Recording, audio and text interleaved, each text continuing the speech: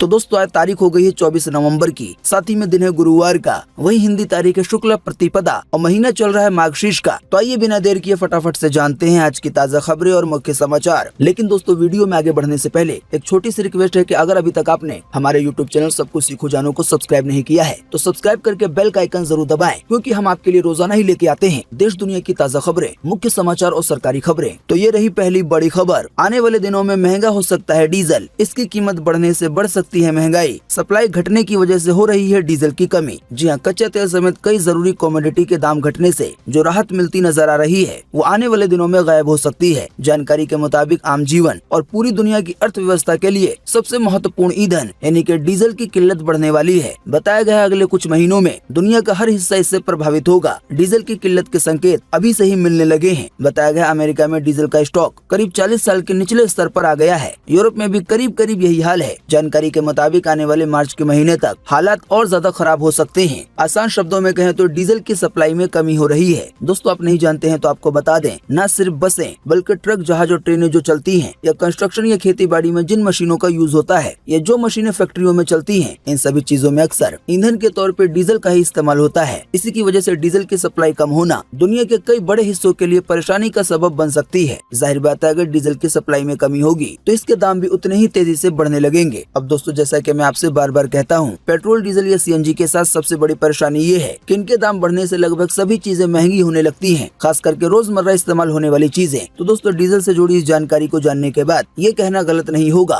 कि आने वाले दिनों में आम जनता को एक और महंगाई के लिए तैयार रहना चाहिए। देखिए अगली खबर। ऐश्वर्या राय के ऑन स्क्रीन पिता विक्रम खोगले का हुआ निधन। पुणे के अस्पताल में ली अंतिम सांस, 15 दिन से थे भर्ती। जी हाँ, दिग्गज एक्टर विक्रम खोगले का 82 साल की उम्र में निधन हो गया है। जानकारी के मुताबिक उन्होंने पुणे के दीनानाथ मंगेशकर अस्पताल में अंतिम सांस ली। बताया गया है वो पिछले 15 दिनों से अस्पताल में भर्ती थे, लेकिन उनकी सेहत में कोई भी सुधार नहीं हो रहा था। हालांकि वो किस बीमारी से जूझ रहे थे इस बारे में अभी कोई भी जानकारी नहीं दी गई है। दोस्तों आप नहीं जानते हैं तो आपको बता दें, विक्रम खोगले ने संजय लीला भंसाली के फिल्म हम दिल दे चुके सनम में ऐश्वर्या राय के पिता के रोल में नजर आए थे। इसके अलावा वो भूल भुलैया में, दिल से, अग्निपथ, दे दनादन, हिचकी, निकम्मा और मिशन मंगल जैसी कई फिल्मों में नजर आ चुके हैं। दोस्तों अगली खबर के बारे में बताने से पहले आइए इनाम की घोषणा करते हैं। आप में से जो लोग नहीं जानते उन्हें सबसे पहले बता दें कि हमने एक हफ्ते पहले अपने इस चैनल यानी कि सब कुछ सीखो जानो पर एक इनामी ऑफर शुरू किया था, जिसके तहत हमने अपने व्यूवर्स से कहा था कि जो भी यूजर हमारे मुख्य समाचार को बिना भगाए शुरू से अंत तक देखेगा,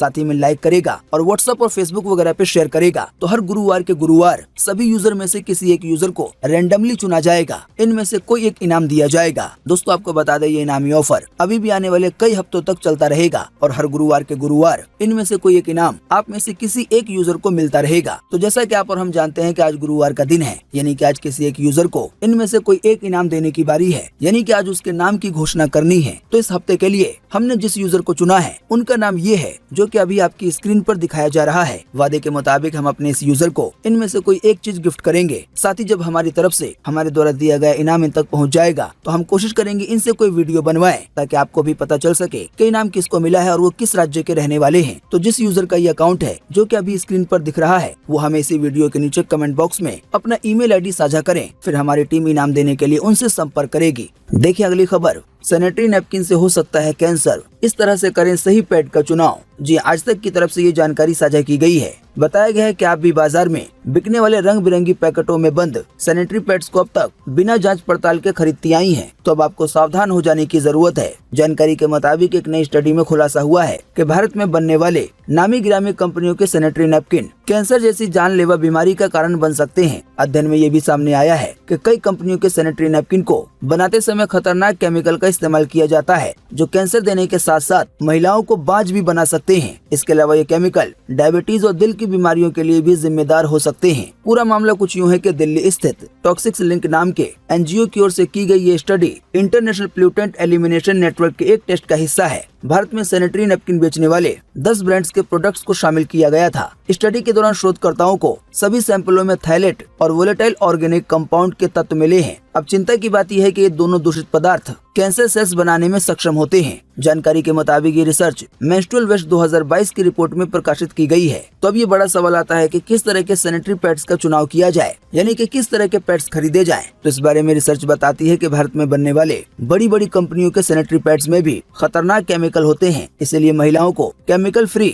ऑर्गेनिक सैनिटरी पैड्स ही खरीदने चाहिए। आप नहीं जानते हैं तो आपको बता दें, आजकल बाजार में कई कंपनियों के ऑर्गेनिक सैनिटरी पैड्स भी मिलते हैं जो बायोडिग्रेडेबल होने की वजह से वातावरण के लिए भी अच्छे हैं। साथ ही बताया गया महिलाएं चाहें तो कॉटन के सैनिटरी पैड्स का भी इस्तेमाल कर सकती हैं। कभी भी पैड्स को ऊपर का पैकेट देखकर ना खरीदें, बल्कि उसमें दी गई जानकारी को पढ़कर सही पैड का चुनाव करें, वरना जैसा कि आपने जाना, सावधानी न बरतने की वजह से कैंसर तक हो सकता है। देखिए अगली खबर। एमपी के बैतूल में पैसेंजर गाड़ी बनी बर्निंग ट्रेन, 2 डिब्बे जलकर हुए खाक। जी हां, मध्य प्रदेश के बैतूल में अभी हाल ही में बीते बुधवार दोपहर रेलवे यार्ड में खड़ी पैसेंजर ट्रेन में आग लग गई। देखते ही देखते आग ने विकराल रूप ले लिया। आग की चपेट में 2 कोच बुरी तरह से जल गए। तीसरा डिब्बा भी आग की चपेट में आ सकता था, लेकिन उसे अलग कर लिया गया, पर उसको भी थोड़ा बहुत नुकसान पहुँच ही चुका था। देखिए अगली खबर। ऑटो पे लिखना होगा रूट और इमरजेंसी नंबर, नियमों का उल्लंघन किया तो निरस्त होगा परमिट। जी हां, मध्य प्रदेश के शहरों में मनमाने तौर पर ऑटो रिक्शा दौड़ाने वाले चालक अब निर्धारित रूट पर ही ऑटो चला सकेंगे। उन्हें अपने ऑटो पर लाल रंग से रूट और बस स्टैंड व इमरजेंसी नंबर लिखना होगा। इसके अलावा ऑटो पर एसपी, यातायात पुलिस, परिवहन अधिकारियों, महिला और चाइल्ड के हेल्पलाइन नंबर भी दर्ज करवाने होंगे। जानकारी के मुताबिक वहां के परिवहन विभाग ने ऑटो चालकों की मनमानी को रोकने के लिए ऑटो रिक्शा से जुड़ा ये नियम लागू किया है। साथ ही बताया गया है इसका सख्ती से पालन करवाया जाएगा और जो भी ऑटो चालक इन नियमों का उल्लंघन करेंगे तो उनका परमिट ही रद्द किया जा सकता है। दोस्तों, अगली खबर के बारे में बताने से पहले आपसे एक छोटी सी रिक्वेस्ट है कि इस वीडियो को लाइक कर दें और शेयर कर दें, क्योंकि आपका लाइक और शेयर करना ही होता है हमारी मेहनत का फल।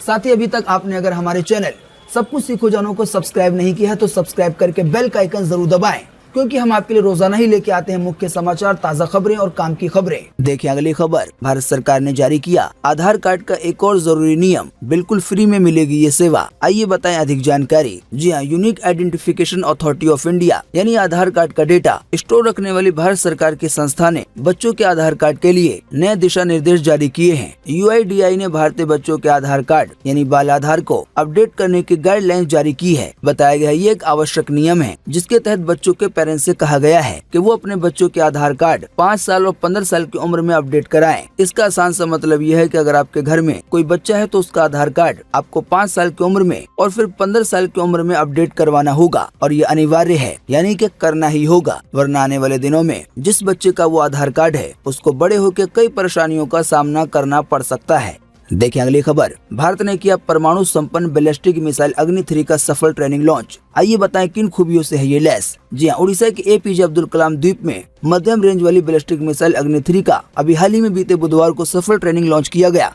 आपको बता दें, रक्षा मंत्रालय ने ये जानकारी दी है। दोस्तों, आप नहीं जानते हैं तो आपको बता दें, अग्नि 3 परमाणु क्षमता युक्त स्वदेशी मिसाइल है। आसान शब्दों में कहें तो इस मिसाइल के जरिए परमाणु हमले किए जा सकते हैं। बताया गया है ये मिसाइल 35 किलोमीटर दूरी तक सटीक निशाना भेजने की क्षमता रखती है। बताया गया इसकी जद में पूरा पाकिस्तान और आधा चीन आ सकता है। इस मिसाइल का साइज भी बहुत ज्यादा है। जानकारी के मुताबिक इसकी लंबाई 17 मीटर है और व्यास 2 मीटर है। साथ ही बताया गया है ये मिसाइल 1 सेकंड में 5 किलोमीटर की दूरी तय करने में सक्षम है। साथ ही आपको बता दें, 50 टन वजन वाली इस मिसाइल में 2 चरणों वाला इंजन लगा हुआ है जो ठोस ईंधन से चलता है। बताया गया है ये मिसाइल अपने साथ 1.5 टन का हथियार ले जाने में सक्षम है, यानी कि इससे परमाणु हमला आसानी से किया जा सकता है। तो दोस्तों, अपने देश को एक और ताकत मिली है। देखिए अगली खबर। OBC आरक्षण पर भाजपा सरकार का फैसला वापस होगा। इस बारे में गहलोत बोले, युवाओं की मांग सही है, 16 राज्यों और केंद्र का मॉडल लागू करेंगे। जी हाँ, OBC आरक्षण को लेकर मुख्यमंत्री अशोक गहलोत ने जल्दी कैबिनेट में फैसला करने की घोषणा की है। आप नहीं जानते हैं तो आपको बता दें, गहलोत की सरकार ने पिछली BJP सरकार के समय 2018 में जारी सर्कुलर वापस लेने के संकेत दिए थे।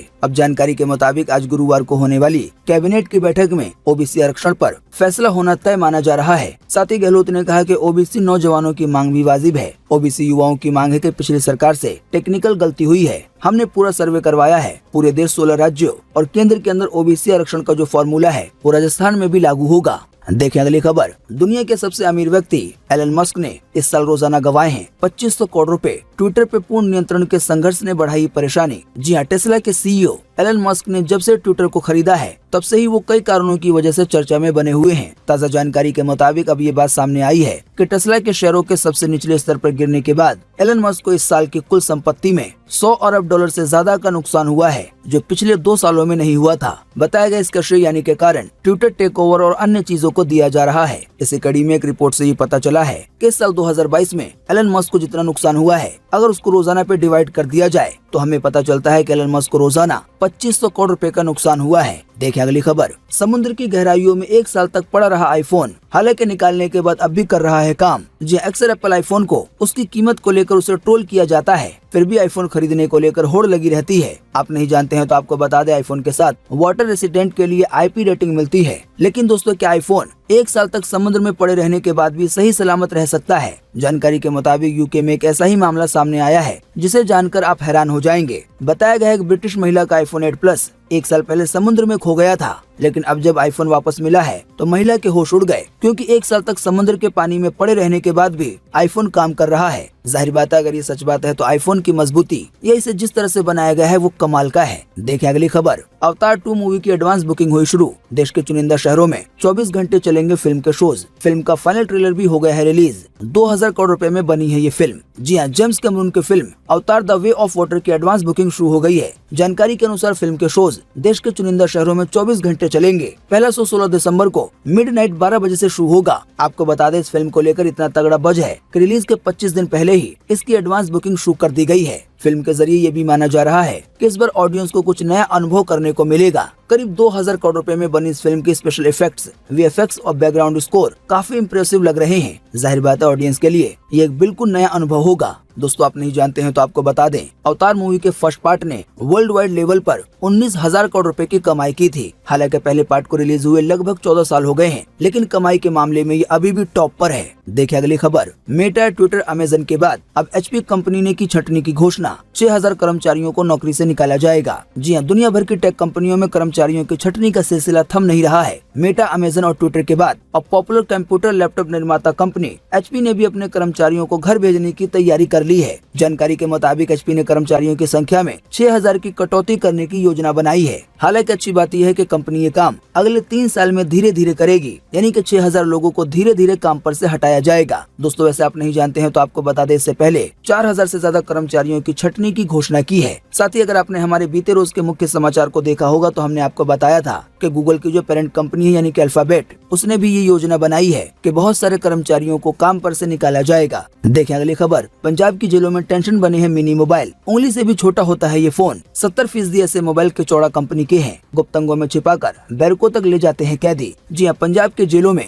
मिनी मोबाइल यानी कि छोटा सा मोबाइल जेल प्रशासन के लिए बड़ा सिरदर्द बना हुआ है। जानकारी के मुताबिक ये चाइनीज फोन जेल में बंद कैदियों तक आसानी से पहुंच जाते हैं। आप तस्वीर में देख सकते हैं कि ये मोबाइल सामान्य व्यक्ति की उंगली से भी छोटे साइज का होता है और जो एक नॉर्मल वाली बैटरी आती है ये उससे बस हल्का सा बड़ा होता है। जानकारी के मुताबिक पंजाब में कैदियों से बरामद मोबाइल फोन में 70% खास ब्रांड के चौड़ा कंपनी के हैं। बताया गया इन्हीं फोन का इस्तेमाल करके जेल के अंदर से ही ड्रग रैकेट तक चलाए जा रहे हैं। देखिए अगली खबर। पायलट और गहलोत में फिर दिखा टकराव। राहुल गांधी की यात्रा की तैयारियों पर हुई मीटिंग में दोनों दूर दूर बैठे, वहीं सचिन पायलट पहले निकल गए। जी हाँ, राजस्थान के CM अशोक गहलोत और कांग्रेस नेता सचिन पायलट के बीच की तल्खी अभी हाल ही में बीते बुधवार को एक बार फिर से जाहिर हुई। असल में राहुल गांधी की भारत जोड़ो यात्रा राजस्थान में आने वाली है। इसी की तैयारियों को लेकर एक बैठक बुलाई गई थी। इस बैठक में गहलोत और पायलट दूर दूर बैठे दिखे। साथ ही में दोनों नेताओं ने आपस में बात भी नहीं की। दोस्तों, आप नहीं जानते हैं तो आपको बता दें, राहुल गांधी की भारत जोड़ो यात्रा आने वाले 3 दिसंबर को राजस्थान पहुंच जाएगी और यहाँ पे 17 दिन तक रहेगी। देखिए अगली खबर। इस हफ्ते आएगा रेलवे की RRB ग्रुप D का रिजल्ट। 1.25 करोड़ लोगों ने दिए हैं एग्जाम। 1 लाख से ज्यादा पदों पे होनी है भर्ती। जी RRB ग्रुप D 2022 का रिजल्ट कभी भी जारी हो सकता है। मीडिया रिपोर्ट्स के मुताबिक RRB ग्रुप D रिजल्ट की घोषणा इसी हफ्ते में होने की उम्मीद है। आप नहीं जानते हैं तो आपको बता दें, इस एग्जाम को देने वाले 1.25 करोड़ से ज्यादा उम्मीदवारों के रिजल्ट एक साथ जारी होंगे। तो जिन भी उम्मीदवारों ने आवेदन किया है वो RRB की ऑफिशियल वेबसाइट पे जाकर अपने परिणाम को देख पाएंगे। देखिए अगली खबर। 24 नवंबर 2022 28 को पूरे देश में ही रहेगा मौसम का हाल। मौसम विभाग ने जारी किया है मौसम का पूर्वानुमान। जी हाँ, मौसम विभाग के अनुसार अगले 24 घंटे के दौरान यानी कि आज 24 नवंबर को अंडमान और निकोबार द्वीप समूह में हल्की से मध्यम बारिश के साथ एक दो स्थानों पर भारी बारिश हो सकती है। इसके अलावा आंध्र प्रदेश में, तमिलनाडु में और दक्षिण आंतरिक कर्नाटक के भी कुछ हिस्सों में हल्की से मध्यम बारिश आज हो सकती है। इसके अलावा भी कर्नाटक के बचे हुए हिस्सों में, साथ ही में रॉयल सीमा में और लक्षद्वीप में भी एक दो स्थानों पर हल्की बारिश हो सकती है। दोस्तों, अभी हमने आपको जिन भी शहरों, जिन भी राज्यों के नाम बताए, उनको छोड़कर पूरे देश में मौसम सूखा बने रहने की संभावना है। तो दोस्तों, दिन भर की बड़ी खबरें और मुख्य समाचार यही थे। उम्मीद करते हैं इससे आपको काफी कुछ जानकारी मिली होगी। हम बस इसके बदले में आपसे इतना ही चाहते हैं कि आप इस वीडियो को लाइक कर दें और शेयर कर दें, क्योंकि आपका लाइक और शेयर करना ही होता है हमारी मेहनत का फल। वीडियो देखने के लिए आपका बहुत बहुत धन्यवाद। Thanks for watching.